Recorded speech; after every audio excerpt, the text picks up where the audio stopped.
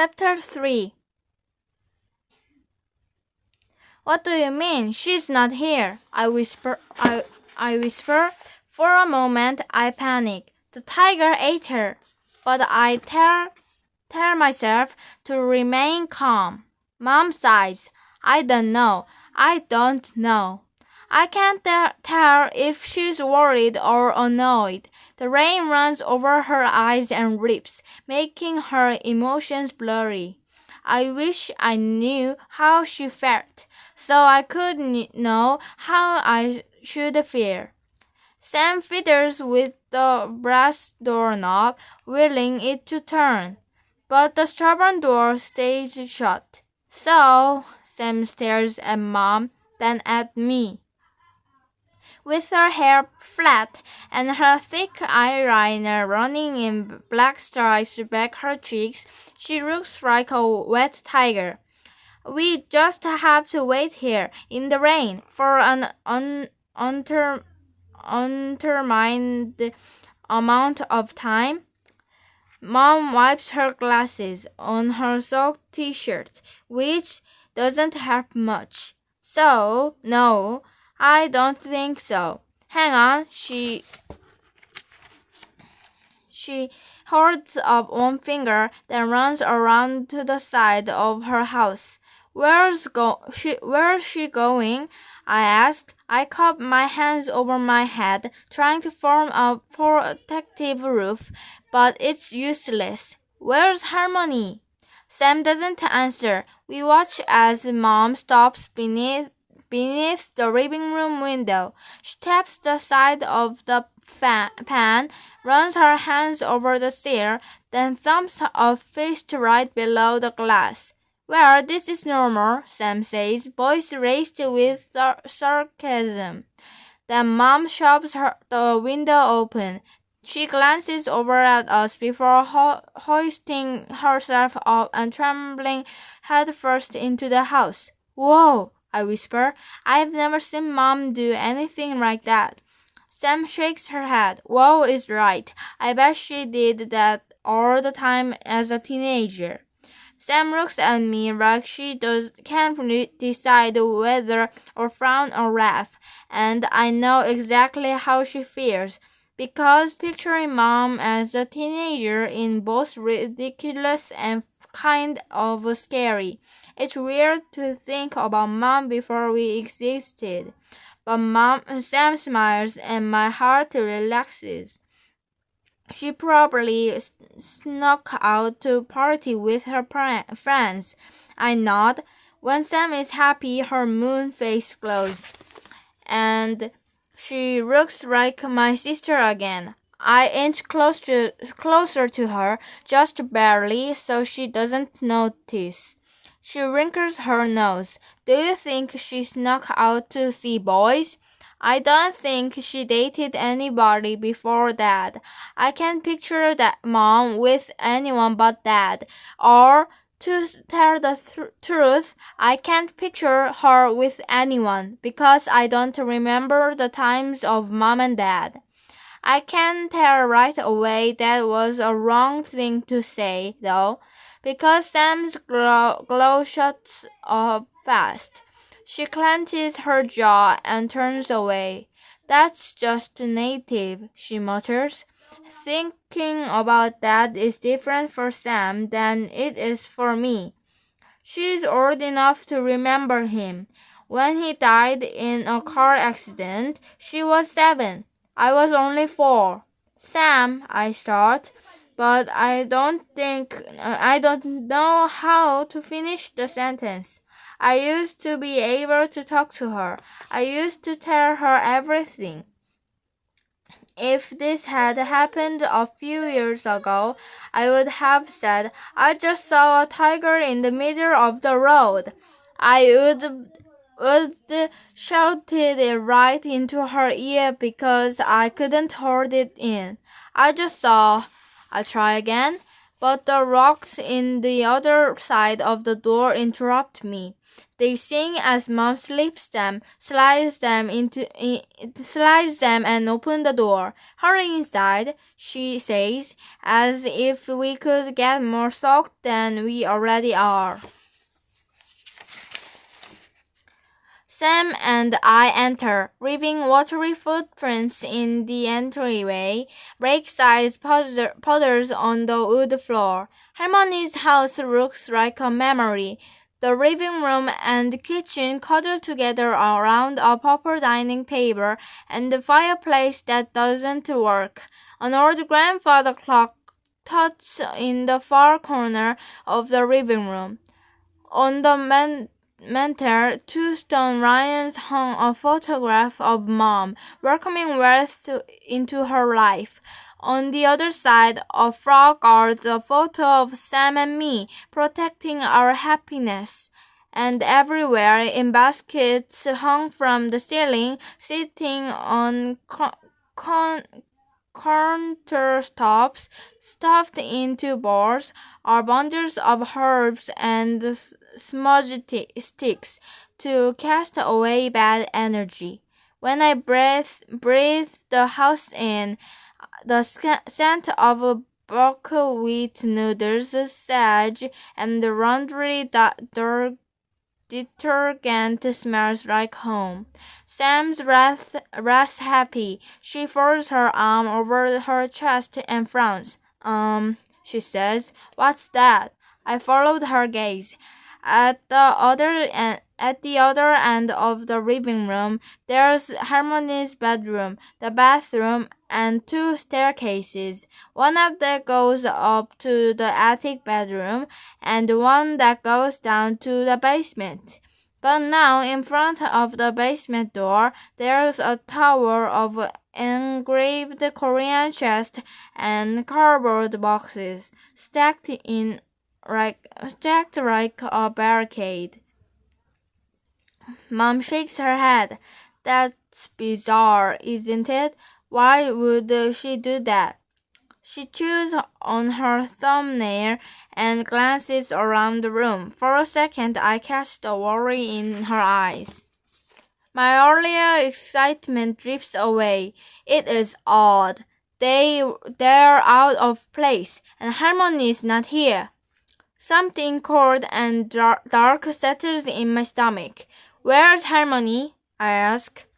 Mom looks at me and softens. "Oh, don't worry. I'm sure she's just out shopping or visiting her friends. You know how she is." She gives me a smile that's sad and hopeful at once. "Are you happy to be here, really?" There's something going on, something she isn't saying. I want to ask her about it, but I don't want to take away her smile, so I just nod. She's about to say something else, but a shiver grabs me by the shoulders and shakes me. Mom blinks at us like she forgot how wet we were. "Right, hang on, let me find something for us to change into." Our suitcases are back in the car, and none of us want to brave the rain, so Mom wanders down the hall into Harmony's room. When she emerges, her hands are full of towels and Harmony's silk nightgowns, and Sam and I pluck two off the top. The pale orange nightgown shimmers and sweeps like a sunset in my hands. Even Harmony's pajamas are beautiful. "I'm gonna turn off the heat," Mom says. "Wait here." But of course Sam doesn't wait. As soon as Mom walks back into Harmony's room, Sam dodges boxes and furniture and heads right upstairs to her bedroom, leaving puddle rakes behind her. I start after her, but hesitate. I don't want to be the little Aggie who follows her Oni everywhere. But in the end, of course, I follow her anyway. Upstairs, the attic room is creaky cozy, with peaked ceilings, a full-length wood-framed mirror, and two twin beds dressed in faded quilts.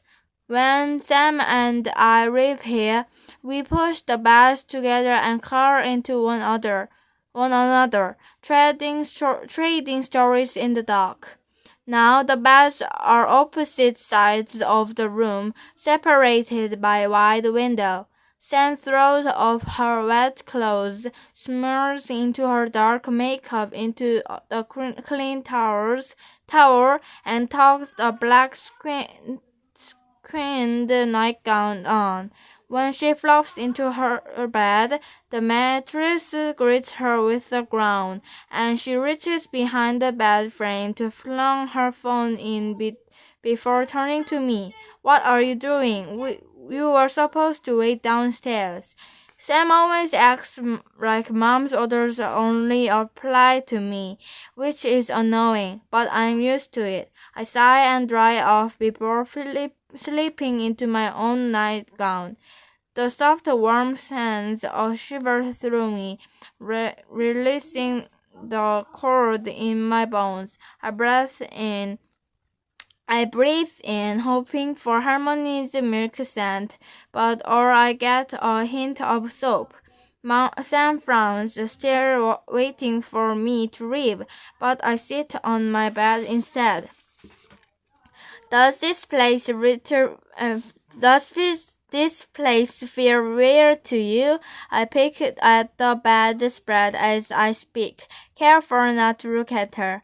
With Harmony missing and all the stuff blocking the basement and just the vibe, like something's wrong. First of all, Harmony's not missing. She's just out. Don't be so dramatic. Second of all, yeah, the vibe is weird. But Harmony's house always feels like this.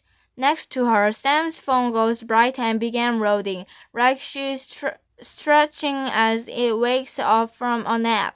She grabs it and watches it blink on, only half paying attention to me.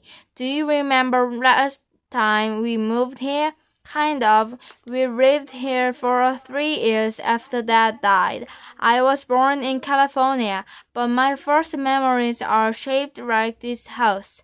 Sam scrolls through her phone, and I don't expect her to respond, but Sam drops it and looks up.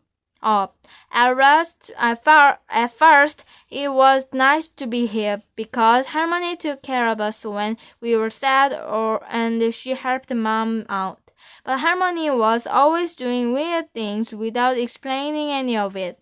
She's full of secrets. This house is full of secrets. I chewed my lip. "Like what?" Sam rolls her eyes. "I don't know. That's not the point. The point is we're here instead of California, and I hate it. I hate being here." Sam's words are so harsh that I flinch. "Don't say that. The way I remember it, Sam and I love living here."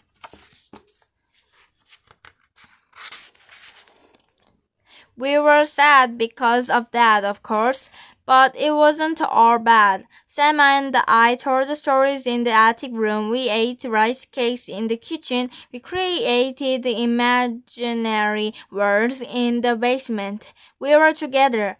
I want to ask her, "Do you remember?" But Sam keeps going. "It's just not fair, really. Mom wanted to move closer to Harmony, which is nice and all, but we didn't even get a say. We didn't even get to say goodbye. Aren't you a little bit angry?" If I'm being honest, I am maybe a little bit angry, but I'm happy to be here too. I clear my throat. Take a breath, swallow. "I think maybe you should be a little nicer to Mom." My palms go sweaty. This is dangerous territory. I don't usually confront Sam. We're sisters, and sisters are always supposed to be on the same side.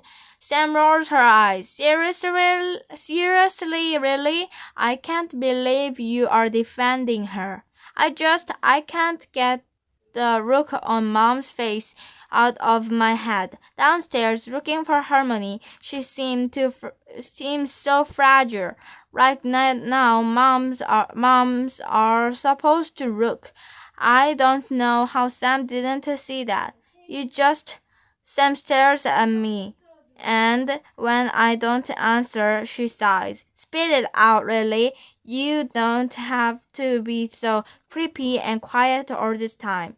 You're being a quag. Quag is Sam for quiet Asian girl, as in a stereotype. Stereotype. As in Sam tries so hard and not to be on a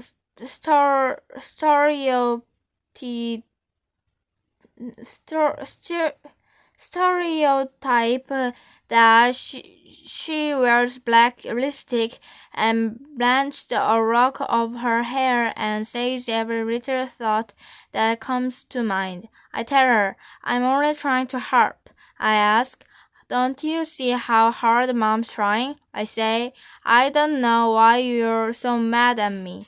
But actually, I don't say any of that. The words get stuck in my throat. Sam's just so angry all the time, and everything I sets her off. She rolls her eyes again. Whatever, you always make me the bad guy just because I speak my mind. You don't have to be so afraid to rock the boat, you know. What Sam doesn't realize is that she's already rocking our boat. If I rock it too, the boat will flip. We'll drown. I listen to the rain beat against the roof, and I run my hand over the quilt. I say, you should be happy. You like Harmony. At least I think that's true. Sam doesn't seem to like anything anymore, except her phone, maybe. She shrugs. I'm just saying, the point is having to live here without any friends, with just your mom and grandmother? That's a lot. And your sister, I say, so quiet I can barely hear myself, so quiet like a crag. I'm here too. Sam has a sharp response ready. I can tell, but my words stop her. Her shoulders relax. Yeah, she says. It's just one very small word, but she says it's soft, and it opens my heart and warmth spills out, spreading through my body, into my toes and fingertips. Yeah, I reply. I almost feel like I could tell her about the tiger dream marriage spirit thing. Then downstairs the door slammed open. Harmony's home.